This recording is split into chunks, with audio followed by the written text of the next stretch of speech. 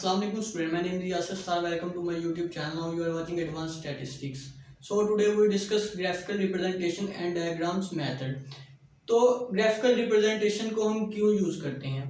कुछ लोग होते हैं जिन्हें फिगर्स में कोई इंटरेस्ट नहीं होता, कोई टेस्ट नहीं होता, तो वो जल्दी से और विजुअल फॉर्म में डाटा को रिप्रेजेंट करने के लिए ग्राफिकल रिप्रेजेंटेशन का मेथड यूज करते हैं। मतलब फिगर से बचने के लिए वो ग्राफिकल रिप्रेजेंटेशन को यूज करते हैं। तो इसकी एक छोटी सी डेफिनेशन है, the visual display of statistical data is in the form of points, line, area and other geometrical form and symbol is in the most general term known as graphical representation। मतलब जिनको figure में कोई interest नहीं होगा, कोई test नहीं होगा, तो वो ग्राफिकल रिप्रेजेंटेशन को यूज करेंगे। अब हम करते हैं डायग्राम्स मेथड।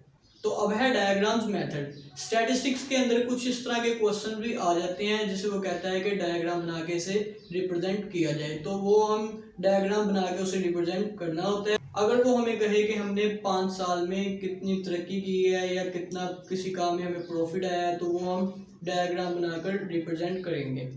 तो इसकी डेफिनेशन देखते हैं। Simple, diagrammatic representation is best suited to spatial scenes and data split into different category. Whenever a comparison of the same type of data at different places is to be made, diagram will be the best way to do that. ये best तरीका है डाटे को represent करने का। तो हम डाटे को रिप्रेजेंट करते हैं डायग्राम्स बनाकर। इसके कुछ एडवांटेजेस है वो देखते हैं। मोर अट्रैक्टिव, ये बहुत ज़्यादा ही अट्रैक्टिव है। इजी टू अंडरस्टैंड, मतलब इसे समझना बहुत इजी है। दूसरे टेबल्स वगैरह की निस्बत, ग्राफ वगैरह की निस्बत इसे समझना बहुत इजी है। And last, long lasting impression of mind. अगर आप इसे समझ लेते हैं तो आपको काफ़ी टाइम तक ये याद रहेगा, काफ़ी लॉन्ग अरसे तक आप इसे याद रख सकते हैं। तो अब इसकी कुछ टाइप्स हैं वो देखते हैं और इसे डिफरेंट चार्ट्स के ज़रिए रिप्रेजेंट करके देखते हैं कि जो मैंने बात की है कि डाटा को हम रिप्रेजेंट करते हैं डायग्राम्स के ज़रिए, वो बात दुरुस्त भी है या नहीं। तो अब है टाइप्स ऑफ डायग्राम। फर्स्ट है लीनियर और one dimensional diagram. They consist of simple bars, multiple bars and component bars chart. Different charts हैं इसमें जो वन वेरिएबल पे काम करेंगे, वन वेरिएबल पे अप्लाई कर सकते हैं। Simple bar chart, multiple bar chart and component bar chart. तो वो हम एग्जांपल के साथ अब करते हैं। तो अब देखते हैं सिंपल बार चार्ट और उसकी example. Simple bar chart, a simple bar chart consist of horizontal और vertical bar of equal width and length proportional to the value they represent. तो ये सिंपल बार चार्ट की एक छोटी सी डेफिनेशन है। अब इसकी एग्जांपल देखते हैं। तो सिंपल बार चार्ट की एग्जांपल देखते हैं कि उसने एग्जांपल में कहा क्या है। Draw a simple bar diagram to represent the turnover of a company for 6 year के एक डायग्राम बनाएं सिंपल बार की, और 6 साल पहले कंपनी क्या थी, क्या टर्नओवर था उसका और अब क्या है। उसने साथ हमें ईयर दे दिए हैं 1980 से 1985 तक, साथ टर्नओवर दे दिया है। मतलब अब डायग्राम बनाएंगे 1980 में उसने दिया है 38,000, तो मैंने इसे 38,000 तक ड्रा कर दिया। इसी तरह 1981 में उसने कहा है 45,000, तो मैंने 45,000 तक इसे ड्रा कर दिया। इसी तरह नेक्स्ट ऑल हमने 85 तक इसकी डायग्राम बना ली। तो ये इसकी एग्जांपल थी। अब देखते हैं मल्टीपल चार्ट। तो अब हम करते हैं मल्टीपल बार चार्ट और उसकी एग्जांपल। मल्टीपल मतलब नाम से ही जाहिर है, जब 2 या 2 से ज़्यादा कैरेक्टरिस्टिक्स आ जाए तो वो मल्टीपल होगा। मल्टीपल बार चार्ट हम यूज करेंगे। तो a multiple bar chart consists of 2 or more characteristics corresponding to the value of a common variable in the form of group bars। तो ये इसकी एक छोटी सी डेफिनेशन है। अब इसकी एग्जांपल देखते हैं।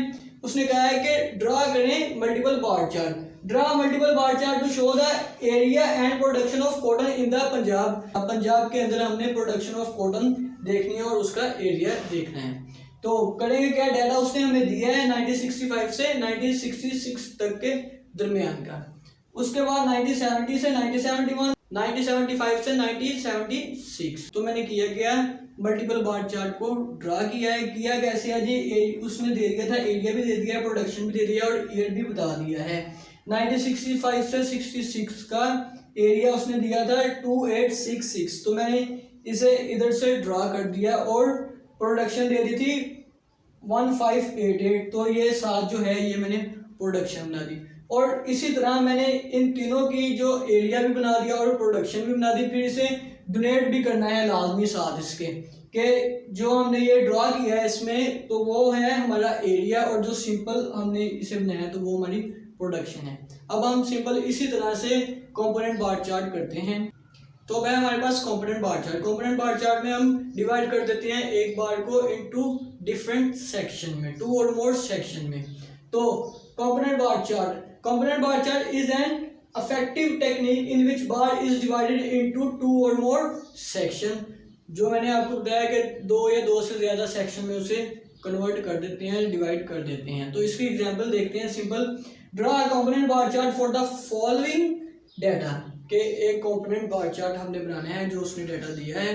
डाटा उसने हमें दिया है पेशावर, रावलपिंडी, सरगोदा, लाहौर, डिफरेंट डिवीजन का उसने डाटा हमें दे दिया है। बोथ जेंडर दे दिया उसने, मेल और फीमेल दोनों का डाटा दे दिया, और ये बता भी दिया है कि मेल कितने और फीमेल कितने हैं। तो हम इसका ग्राफ सिंपल बनाएंगे। उसने दिया है हमें जी, सबसे पहले इसे असेंडिंग ऑर्डर में करेंगे। सबसे छोटी वैल्यू जो होगी वो पहले आएगी, सबसे छोटा जो डाटा होगा वो पहले आएगा, फिर उससे बड़ा, फिर उससे बड़ा, फिर उससे बड़ा, मतलब असेंडिंग ऑर्डर में करेंगे। सबसे छोटा था इधर हमारे पास 40 रावलपिंडी का, तो मैंने इधर सबसे छोटा रावलपिंडी लिया। उसके बाद सरगोदा लूंगा, फिर पेशावर और फिर लाहौर। तो रावलपिंडी में बोथ जेंडर जो थे वो 40 थे। 40 को मैंने डिवाइड कर दिया। उसने कहा है ना कंपोनेंट बार में कि डिवाइड करना है 2 और मोर सेक्शन में भी कर सकते हैं, तो इसे मैंने डिवाइड कर दिया। मेल थे 21, तो ये मेल 21 हो गए। उसके बाद फीमेल 19, तो ये 19 होगी। इसी तरह सरगोदा में थे हमारे पास 60 जेंडर टोटल, उसमें से 32 मेल थे और 28 फीमेल।